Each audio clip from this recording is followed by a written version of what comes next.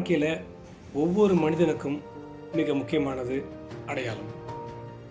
இருக்கும் காலத்தில் தனக்கென ஒரு அடையாளத்தை தேடுபவர்கள் தன்னுடைய படிப்பால், உழைப்பால், தொழிலால் ஒரு அடையாளத்தை உருவாக்குறாங்க.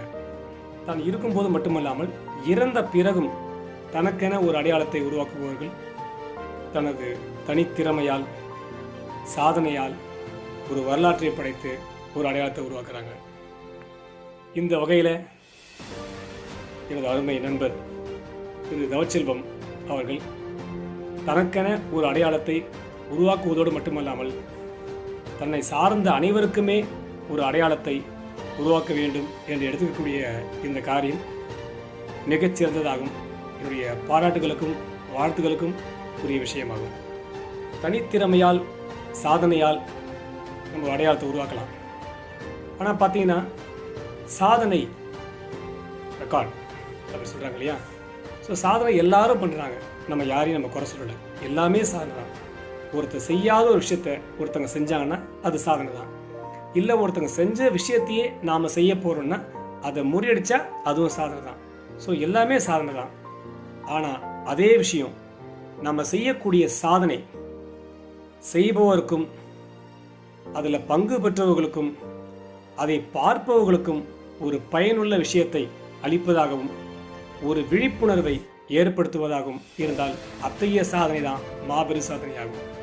அந்த வகையில் என்னுடைய அருமை நண்பர் தவச்செல்வம் அவர்கள் எடுத்துக்கூடிய கான்செப்ட் என்னன்னு பார்த்தீங்கன்னா திருக்குறள். ஸோ திருக்குறளுக்கு நிகர் நம்ம எதுவுமே சொல்ல முடியாது. ஒரு மனிதனின் வாழ்க்கைக்கு தேவையான அனைத்து விஷயங்களும் கொண்டது திருக்குறள். அது எந்த காலத்துக்கும் பொருந்தும்.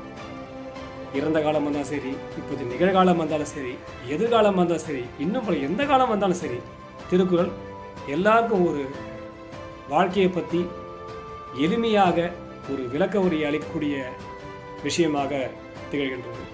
திருக்குறளில் சொல்லாத விஷயமே இல்லை. தோன்றின் புகழ் தோன்றுக அஃதிலார் தோன்றலின் தோன்றாமை நன்று. நான் முன்னாடியே சொன்ன மாதிரி நம்ம வாழ்றது எல்லாருமே நமக்கு ஒரு அடையாளம். நாம் இருக்கும்போதும் சரி, இறந்த பிறகும் சரி, நம்ம யாருன்னு உலகத்துக்கு தெரியணும்.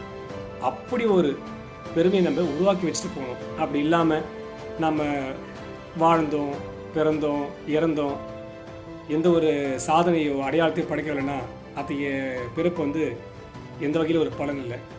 ஸோ தோன்றுனா அதோட புகழ் இருக்கணும். ஒரு மரமாகட்டும், செடியாகட்டும், காய் தருது, பூ தருது, கனி தருது. அப்போ மனுஷனாக நம்ம ஏதாவது ஒரு படைக்கணும் இல்லையா? ஏதாவது ஒரு சாதனையை படைக்கணும் இல்லையா? நமக்குன்னு ஒரு அடையாளத்தை வேணும் இல்லையா? அதனால தான் திருவள்ளுவர் சொன்னது, தோன்றின் புகழோடு தோன்றுக அஃதிலா தோன்றலின் தோன்றாமை நன்று. சார், நீங்கள் சொன்ன மாதிரி நான் எவ்வளவோ முயற்சி பண்ணிட்டேன் எனக்குன்னு ஒரு அடையாளத்தை வாங்கிறதுக்கு. ஆனால் நான் எவ்வளோ முயற்சி செஞ்சும் என்னால் மேலே வர முடியல. ஆனால் அதுக்கும் திருவள்ளுவர் சொல்லிட்டார், தெய்வத்தால் ஆகாதனினும் முயற்சி தன் மெய்வரத்தை கூலி தரும். கண்டிப்பாக உன்னோட நம்பிக்கையும் கடின உழைப்பும் உன்னோட முயற்சியும் கட்டாயம் ஒரு நாள் பலன் தரும். முயற்சி பண்ணிட்டேன் சார், நான் எவ்வளோ முயற்சி செய்கிறேன், ஆனால் கூட இருக்கிறானோ கூட பழகிறனோ அது கெடுக்கிறானே, நான் என்ன பண்ணுறது? இன்னா செய்தாரே ஒருத்தல் அவர் நாணம் நன்மையை செய்துவிடல். அவன் செய்கிற தப்பு தான். ஒரு விஷயம் பார்த்தீங்கன்னா, தப்பு செஞ்சவனை தண்டிக்கிறதை விட அவனை மன்னிக்கிறதுக்கு பார்த்தீங்களா, அதை விட பெரிய தண்டனை அவனுக்கு எதுவுமே இருக்க முடியாது. நீ தண்டிச்சா கூட அது ஒரு நாளில் போயிடும். ஆனால் மன்னிக்கிறது அவனுடைய காலங்காலமும் அவன் உண்மையான மனிதனாக இருந்து தவறை உண்மையாக உணர்வுபடாக இருந்தால் உன்னுடைய மன்னிப்பு அவனுடைய பெரிய தாக்கத்தை ஏற்படுத்தும், பெரிய மாற்றத்தை ஏற்படுத்தும். சரிங்க சார், தோன்றின் புகழ் தோன்றுக தெய்வத்தால் ஆகாதனினும் இன்னா செய்தாரே ஒருத்தல் எல்லாமே சொல்லிட்டீங்க. இப்படிலாம் செஞ்சு நான் ஒரு விஷயத்தை அடைஞ்சி ஒரு அச்சீவ்மெண்ட்டை பண்ணி ஒரு சாதனையாளராக ஒரு வெற்றி பெற்ற மனிதனாக உருவாகினாலும் என்ன விஷயம் இருக்குது? ஈந்த பொழுதினும் பெரிதுவக்கும் சன் மகனை சான்றோன் என கேட்ட தாய். அதுதான் விஷயங்க.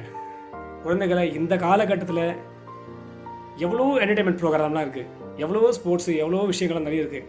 ஆனால் இந்த சாதனைக்கு திருக்குறளை கான்செப்டாக எடுத்த தவச்செல்வம் சாருக்கு சப்போர்ட்டாக இருக்கக்கூடிய எல்லா பேரண்ட்ஸுக்கும் என்னுடைய தலை வணங்கி என்னுடைய வணக்கத்தையும் பாராட்டுகளையும் வாழ்த்தையும் தெரிவித்துக்கிறேன்.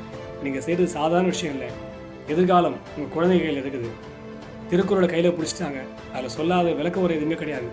திருக்குறளை முழுசாக தெரிஞ்சிடவன், விளக்க உரையோடு தெரிஞ்சவனுக்கு வாழ்க்கையில் வேறு எந்த விளக்கமும் நான் சொல்ல வேண்டிய அவசியம் இல்லை. அப்பேற்பட்ட கான்செப்டை இன்றைக்கி அருமையாக பண்ண போகிறீங்க. உங்கள் எல்லாருக்கும் என்னோடய வாழ்த்துக்கள். நான் சில காரணங்களால் என்னால் துபாய்க்கு வர முடியல. ஸோ தவச்செல்வன் சாருக்கு உங்களுடைய உலக சாதனைக்கான சான்றிதழ் எல்லாமே அவர்கிட்ட கொடுத்துருக்கேன். என்னோட சார்பாக என்னை சார்ந்த சில நபர்கள் இன்றைக்கி அங்கே வருவாங்க. அவங்க கையால் இந்த சர்டிஃபிகேட் எல்லாம் உங்களுக்கு கிடைக்கும். கட்டாயம் ஒரு நாள் நான் உங்களை கண்டிப்பாக சந்திப்பேன். ஸோ தவச்செல்வன் சார், உண்மையாலேயே உங்கள் சாதனை சாதாரண சாதனை கிடையாது. இந்த சாதனைக்கு நாங்கள் சான்றிதழ் தருவதற்கு IWR இன்டர்நேஷ்னல் வேர்ல்டு ரெக்கார்ட்ஸ் பெருமை கொள்கிறது. நான் நேரில் கொடுக்கும்போது சின்ன வருத்தத்தை தவிர எனக்கு வேறு எந்த வருத்தமும் இல்லை. கட்டாயம் ஒரு நாள் நேரில் வருவேன். அனைவருக்கும் வாழ்த்துக்கள், பெற்றோர்களுக்கு வாழ்த்துக்கள், நிகழ்ச்சியின் தொகுப்பாளருக்கு வாழ்த்துக்கள். தேங்க்யூ.